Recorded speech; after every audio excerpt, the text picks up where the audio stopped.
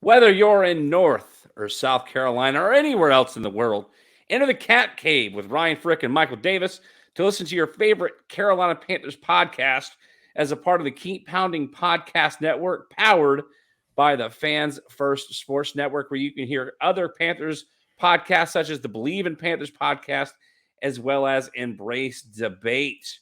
As always, your guy, Bully Rye, otherwise known as Ryan Frick, here with my co-host, Michael Davis. Michael, there's not really a whole lot going on with Panthers, but how's everything going for you, man? Dude, it's going great. I was jiving to that music, that entrance theme right there. Oh my gosh, that was awesome.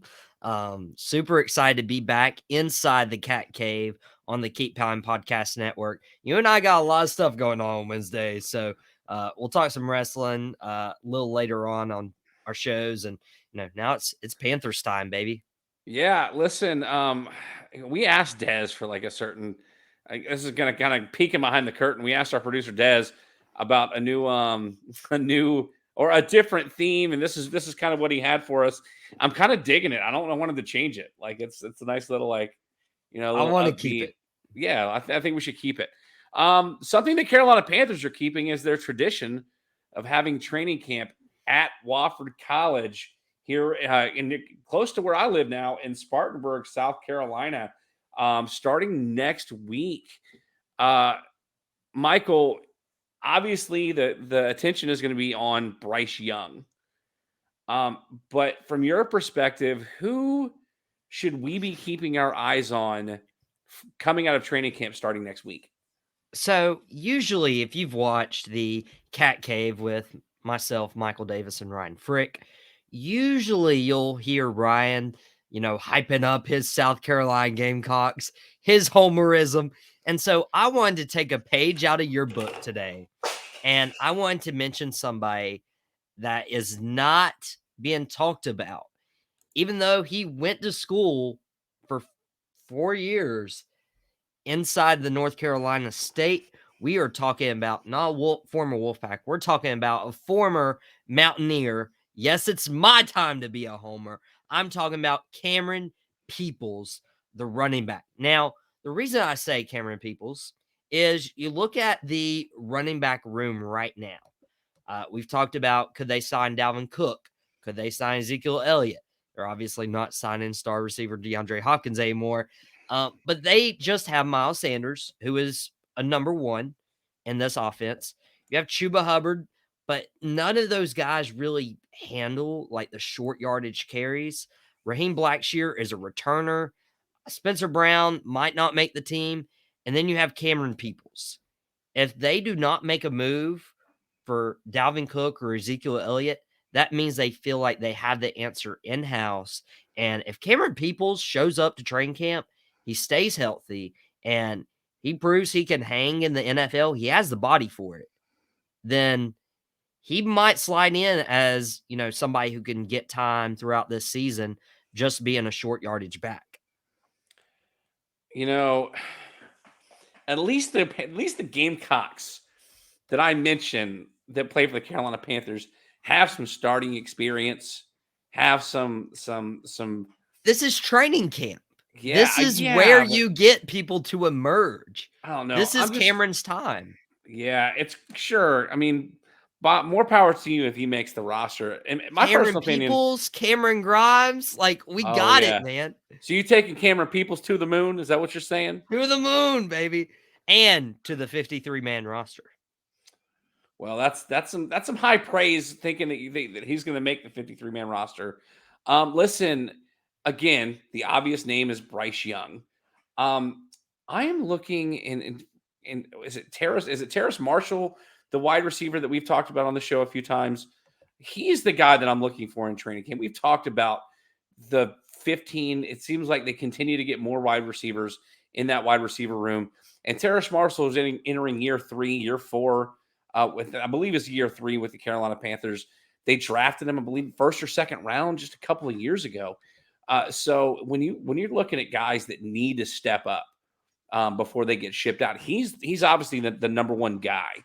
I'm also looking at guys, and again, I hate to keep dwelling on Gamecocks. I'm looking at guys like Hayden Hurst as he healed from his injury that he dealt with in the offseason.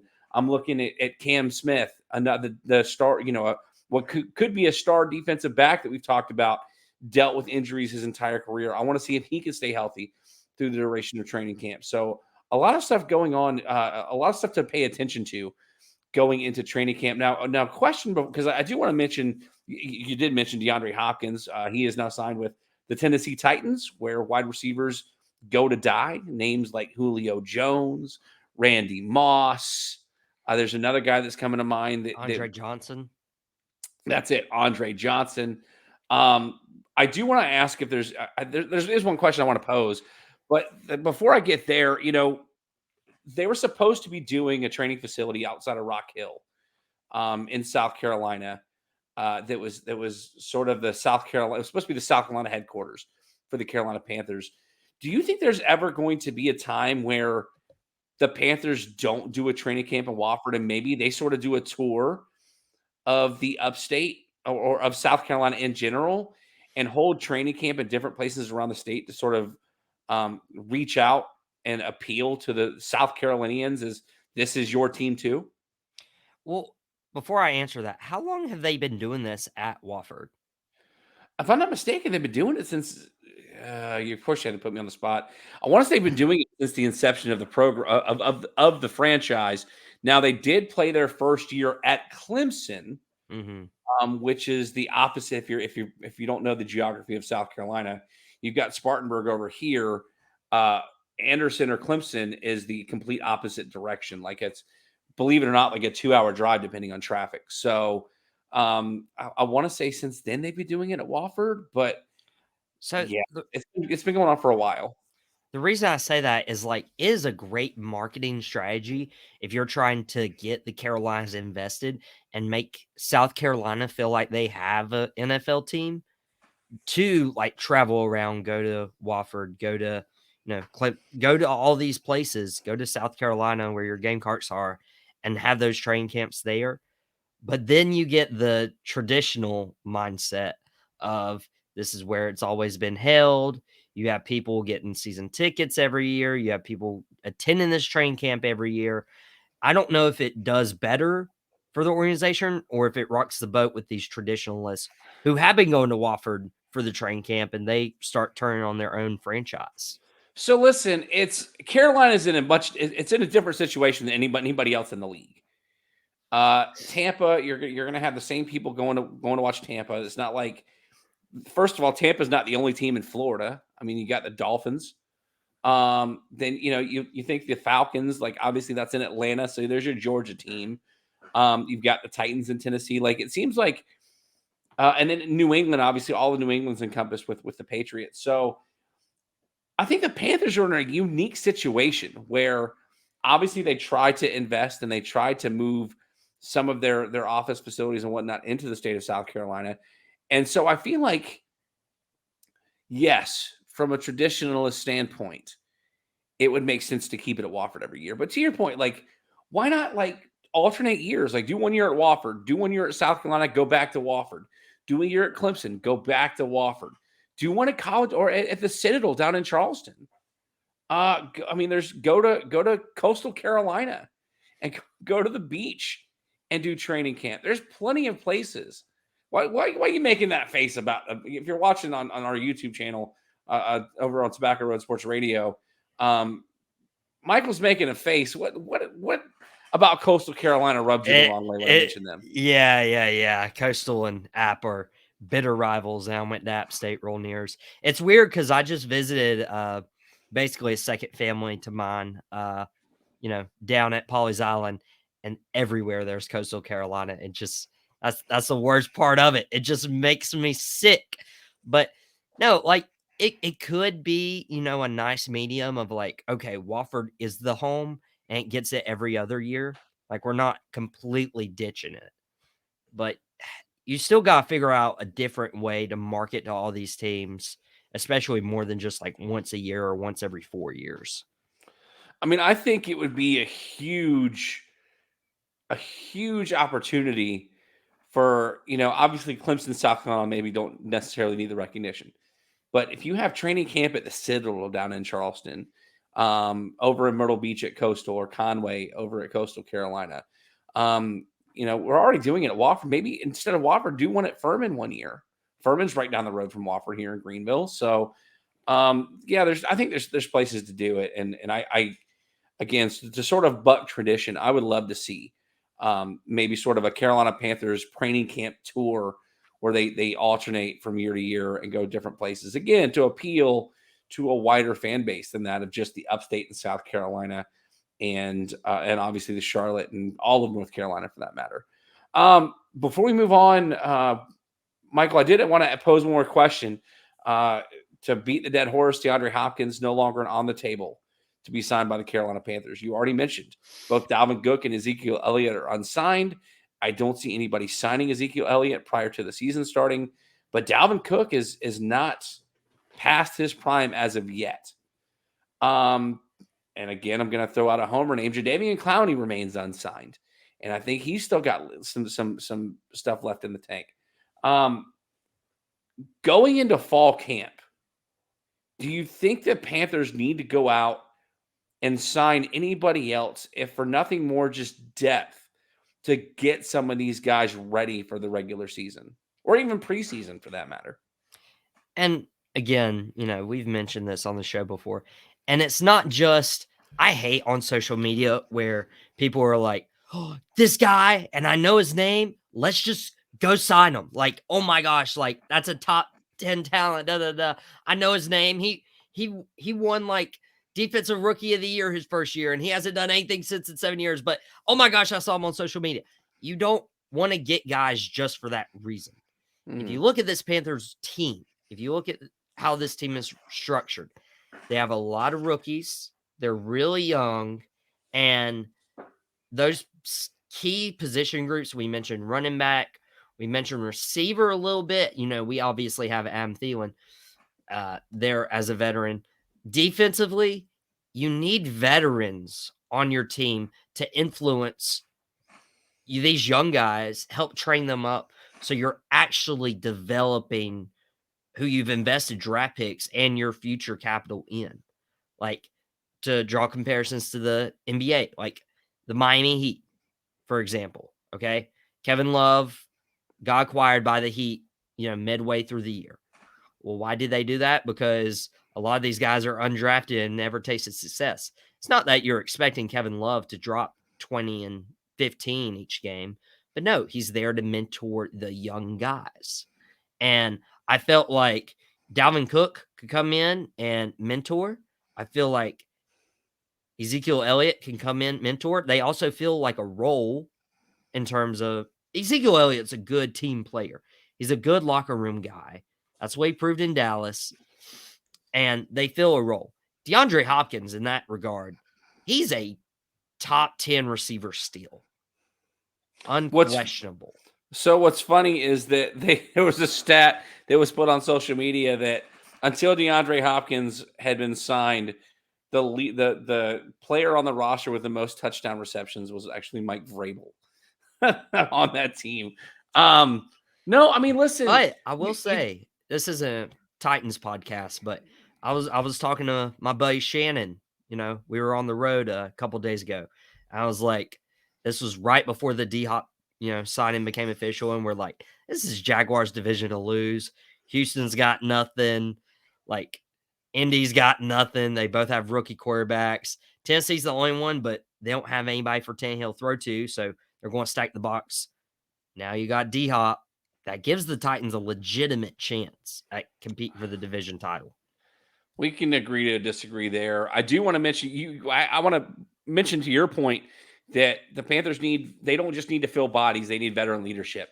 They actually just went out and signed Taylor Stallworth, who spent the last 2 years in Indianapolis with Frank Reich, to help bolster even more so that defensive line and to add more veteran leadership. They released a defensive back to make room for Stallworth. Shippy of note, he was a former Gamecock as well. But to my point, like I think there are some guys there are some positions that they could bring in to push some of the younger guys. I mean, I think Dalvin Cook is, if not like someone to come in and start, like, because again, there's a lot of conversation going on around the NFL right now when it comes to running backs. Right now, with the players who have not gotten contract extensions being that of Saquon Barkley or Tony Pollard in Dallas, that the biggest contract signing for a running back this offseason was in fact Miles Sanders here in Carolina. So I feel like there's an opportunity, especially with a guy like Miles Sanders coming off a career season this past year, to add a guy like Dalvin Cook to keep both of them fresh. I mean, the Cleveland Browns have spent the last, 4 or 5 years with 2 starting running backs on their roster in Nick Chubb and Kareem Hunt. Why can't Carolina do it? And Kareem Hunt on his second contract. Yep. So I up to your point, I personally think, and I'm not just saying it, I think the Panthers could benefit from bringing in Dalvin Cook. I think Ezekiel Elliott is a lost cause. Great, he's a locker room leader, whatever the case is. A locker room leader isn't going to produce on the field, so I would prefer Dalvin Cook to Ezekiel Elliott. But I think there's some parts that Carolina can go grab to add some roster depth. To really push some of these guys, and maybe you never know. Maybe some guys are going to surprise some people and make roster spots, like the running back from App State that you mentioned earlier in the show. Michael, you mentioned that the Titans you think have a legitimate chance to be the team to sort of retake the AFC South. Let's talk about our predictions coming from the NFC South, and let's do a 2023 record prediction for the Carolina Panthers. If you listen to Tap Outs and Touchdowns, we're going to be doing a full-on NFL preview this week where Banker Bill and I are going to be doing team-by-team predictions. So I've already got my Carolina Panthers record predicting for this season. So, Michael, what do you think a realistic record for the Carolina Panthers going into the season are? So are we talking record? Like, we're talking X wins and losses. Okay. We're not talking about place in division or anything. No, we're talking wins and losses.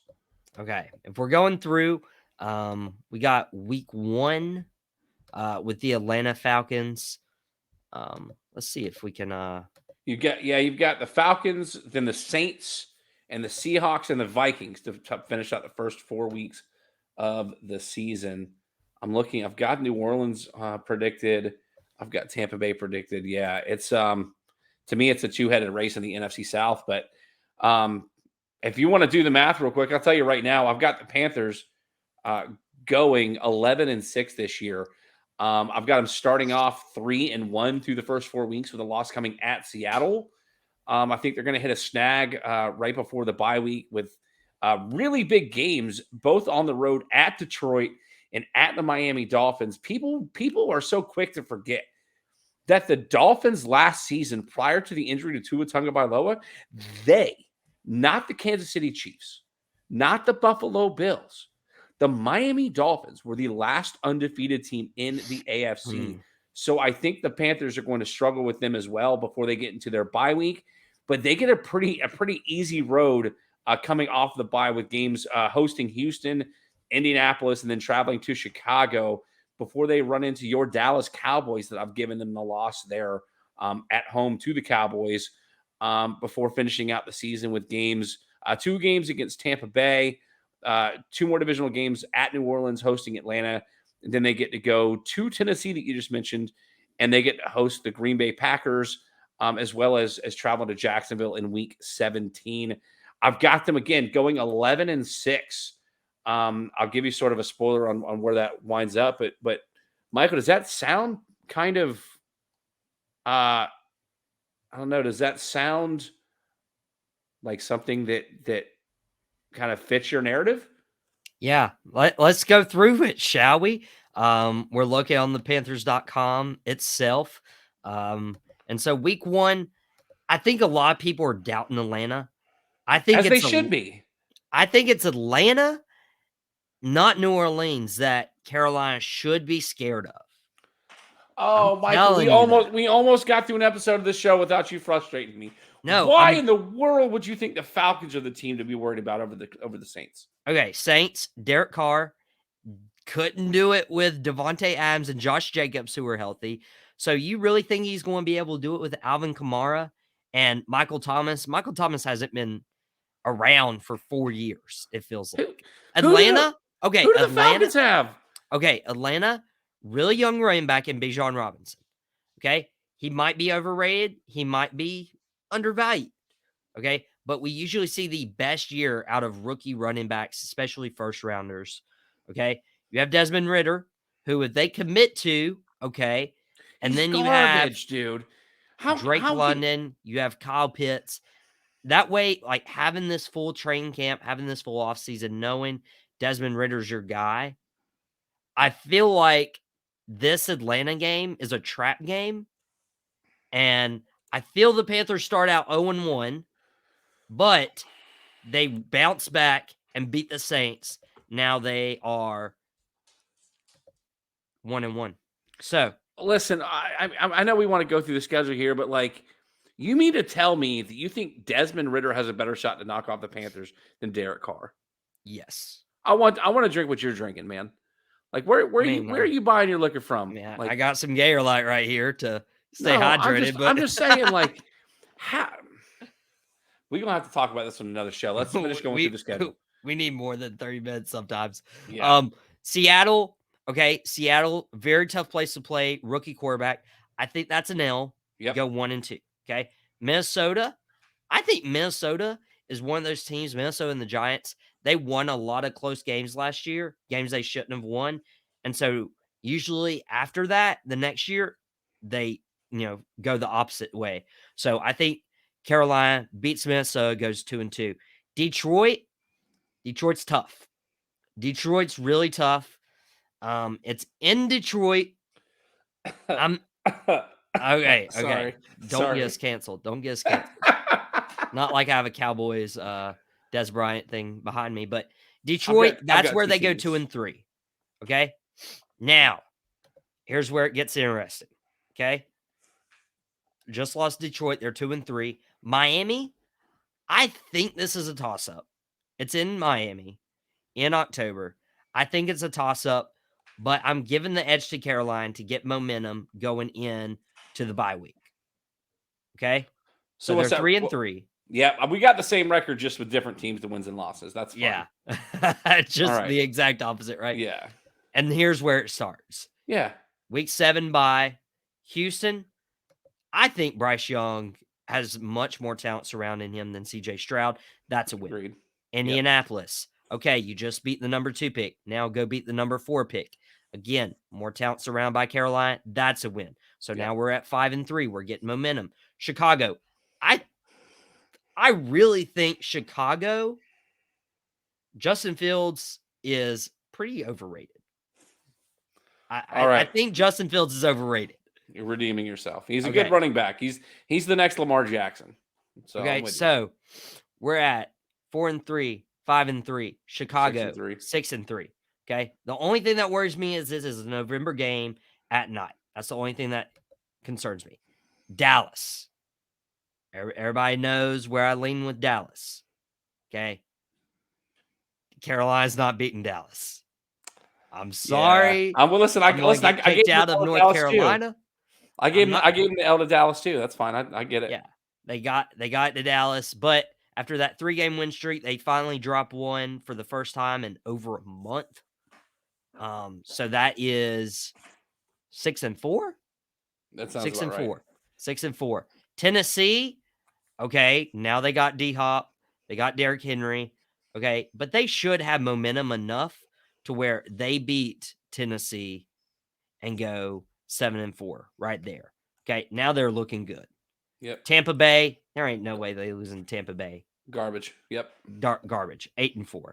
Okay, Saints, they beat the Saints earlier in the year. Saints get one back, tie it up. 8-5. 8-5. I'm terrible at math. I'm good at sports. We were 6-6 going to the Dallas game, or 6-3 going to the Dallas game. 6-4. We go 7-4, 8-4. You're thinking New Orleans gets it back, so 8-5. Yep, that's right. 8-5. Okay. Well, they lost the Atlanta game earlier in the year. They get that one back. So 10. Right now, you're at 10-5. All right. Or 10-4. No, No, we're still 10-5. We're 10-5. We're not 10-5. That's week 15. All right, continue. All right. We'll figure it out. That's 9-5. 9-5. 9-5. Okay. Green Bay. It's at home. That's a dub. 10-5. Jacksonville, a loss. Jacksonville's a loss, especially on the road. That's 10-6. And then you got Tampa Bay. Now, every time week 18 comes around, it's very fishy, right? It's very fishy. You don't know who's playing. You don't know what they're fighting for. Carolina could win or lose this game. Okay. Right now at 10-6.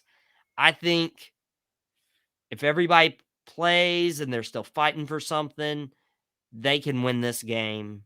Baker's probably not even starting for the Bucs at this point. It's whoever they find. So I'm giving this team 11-6, and they should get this division.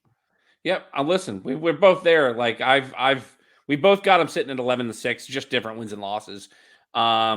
Spoiler alert to anybody that's going to listen to Tap Outs and Touchdowns this week. I do have the Panthers winning the division, which means that they are going to make the playoffs, which sort of spoils the next question. Michael, I'm assuming at 11-6, you think that's going to be good enough for them to make the playoffs as well, correct? Oh, yeah. Like, Carolina gets in 11-6. Atlanta's probably like a 9-win team, like 9-8. You're hilarious. I just 8-9, 9-8. Dude. For So Atlanta? I'm gonna give you my NFC South predictions right now, and I'm gonna pull a Paul Heyman. It's not a prediction; it's a spoiler. If you go and listen to my Tap Outs and Touchdowns episode where I recapped my predictions in 2022 for the NFL, I was almost dead on accurate with about 6 of the divisions. Right now, I've got the Panthers winning the division at 11-6, with the New Orleans Saints coming in second place at 10-7, and then I've got the Bucs and the Falcons both at 3-14. The fact that's why when you tell me that the Falcons are the team to be worried about over the Saints, it's astonishing to me. You don't think the Falcons win 4 games? No, listen, first of all, Kyle Pitts was supposed to be the most dynamic tight end ever drafted. I mean, he was the highest tight end drafted in many, many years. He didn't play a full season last year. Still doesn't have a good quarterback to throw him the ball. They thought Marcus Mariota was going to be the guy to get him going. That never happened. They had a converted running back in Cordero Patterson, who is a wide receiver, who's got a wide receiver body, playing wide receiver last year, so much to the point that they had to go and draft Bijan Robinson. Again, when you don't have anybody to throw the ball to outside of Kyle Pitts, you're not going to be able to open that up for a guy like Bijan Robinson. Desmond Ridder is garbage. He's going to be terrible. And as the quarterback goes, the team follows, which is why a Baker Mayfield-led Bucs team is going to win 3 games this year, and a Desmond Ridder-led Falcons team is going to be a 3-win team. I wouldn't be surprised if they went and tried to re-sign Marcus Mariota in week 6 just because they know that Ridder's not the answer. Ridder is the answer. And if worse came to worse and they went to their backup, Taylor Heineke, who was actually something special in Washington, and they, messed that up, then, dude, yeah, like they lost their receiver, their star receiver, Calvin Ridley. They didn't have anybody. Now you have Drake London. Okay. You don't have a lot outside of that. Who's a better receiver, Drake London or Calvin Ridley? I appreciate you making my point. Thank you. We're up against it, so let's pose our final question for the night. We both have the Panthers finishing 11-6, which, at least in my opinion, makes them a playoff team. We both think 11-6 is good enough to win the NFC South. So, having said that, who does the pressure fall on the most in order for the Panthers to make a long playoff run? Again, if we both have them making the playoffs, who does the pressure not fall on? Is it the head coach? Is it Bryce Young? Is it the running? Like, who do you see the pressure falling on the most here for the Panthers to make a run at the Super Bowl this year? I would say there's no pressure. This is a team who hasn't tasted the postseason in 8 years. Last time the Panthers were in the playoffs, Dak Prescott wasn't even in the league. Tony Romo was the starting quarterback for the Dallas Cowboys. Dang. That's how long ago it was. I don't think there's pressure. I think there's pressure for Bryce to prove that he was the guy at number one. But when you look at this team, they should win the division. But I don't see anyone like getting axed or them being on the hot seat after this year. They're figuring out who they are. They're good enough to win the division. And, if it doesn't happen this year, it will happen next year. I think the pressure is going to fall on the defense because they had a really good defense last year. A running game that got better somehow when they traded away Christian McCaffrey. None of those running backs are back this year, so I don't think the pressure falls on them. I think Bryce Young being in his rookie season, the pressure cannot fall on him. He's going to have some learning and growing pains this coming season. So I think ultimately the pressure falls entirely on the defense. A good defense with a lot of returning players, a lot of really good players coming into this defense. They're going to have to play really well to have an opportunity to knock off teams like Jacksonville, Seattle, Miami, Detroit, Dallas. Like they've got some really good teams on the schedule, but they also have some really bad teams on the schedule. And I think that helps propel them to being a playoff team, because we mentioned it plenty of times on this show and on other shows that the Panthers were a game out of making the playoffs last year. And now you add the number one draft pick in Bryce Young. You add a lot of pieces in Adam Thielen, Hayden Hurst, and Miles Sanders. So a lot of hope coming for the Panthers this coming season. And we probably won't get to see them quite into training camp the next time we record. So we'll have to come up with some more content to provide for our next show. Michael, tell the fans where they can find you. You can find me anywhere. Instagram, I got, outpocket_TRSR and Drop the Mic Wrestling. That Outpocket on Friday afternoons at 4. We're talking football, basketball. We'll slip some wrestling in here and there.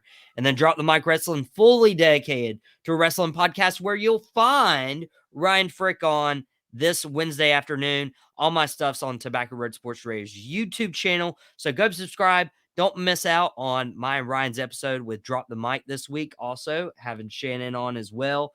But Ryan, where can they find you?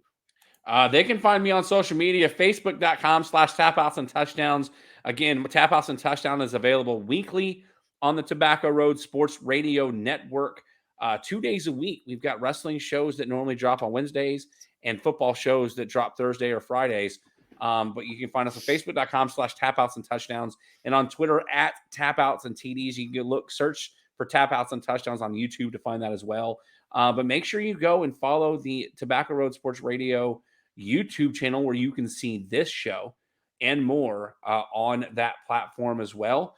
But ladies and gentlemen, we are against it. So as of this time, please exit the Cat Cave until next week, but listen to more content by myself and Michael on the Tobacco Road Sports Radio Network's YouTube channel, and more Carolina-centric podcasts on the Keep Pounding Podcast Network, powered by the Fans First Sports Network. For Michael Davis, it's Ryan Frick. We'll see you next time right here on the Cat Cave.